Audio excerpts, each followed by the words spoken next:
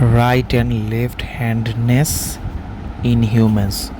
Why do humans, virtually alone among all animal species, display a distinct left or right-handedness?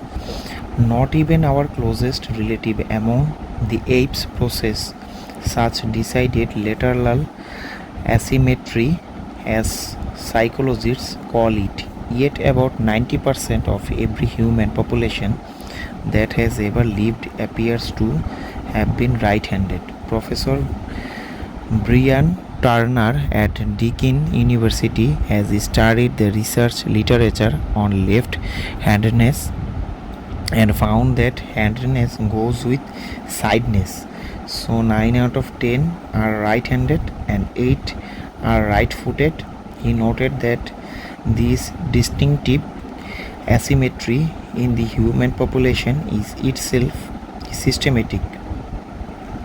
Humans think in categories black and white, up and down, left and right. It's a system of science that enables us to categorize phenomena that are essentially ambiguous. Research has shown that there is a generic or inherited elements to handedness, but while left-handedness tends to run in families, neither left or nor right-handers will automatically produce offspring with the same handedness.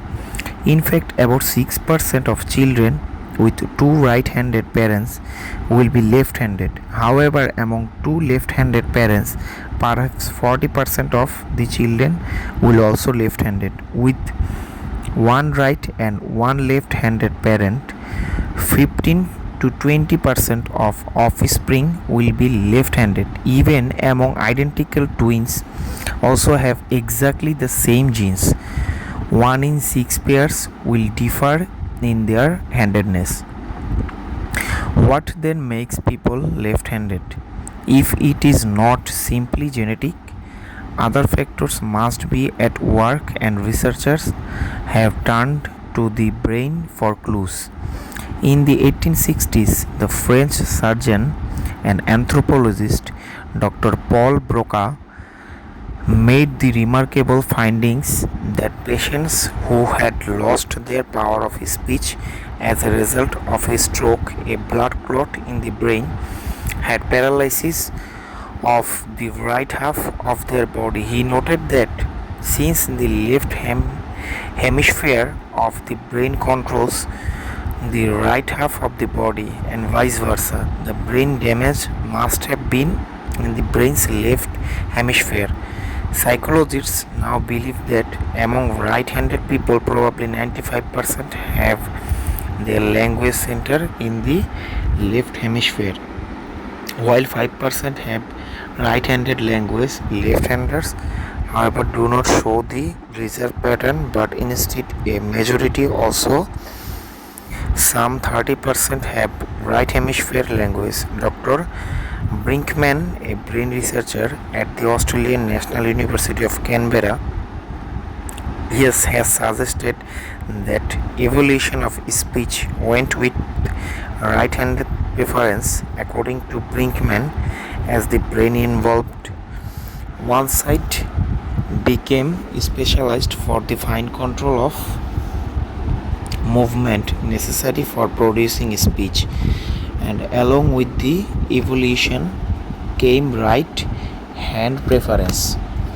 According to Brinkman, most the left-handers have left hemisphere dominance but also some capacity in the right hemisphere. She observed that if a left-handed person is brain damaged in the left hemisphere, the recovery of speech is quite often better. This is explained by the fact that left-handers have more bilateral speech function. In her studies, Macquarie monkeys, Brinkman has noticed that primates monkeys seem to learn a hand preference from their mother in the first year of life, but this could be one hand of or the other. In humans, however, the specialization in function of the two hemispheres results in anatomical differences.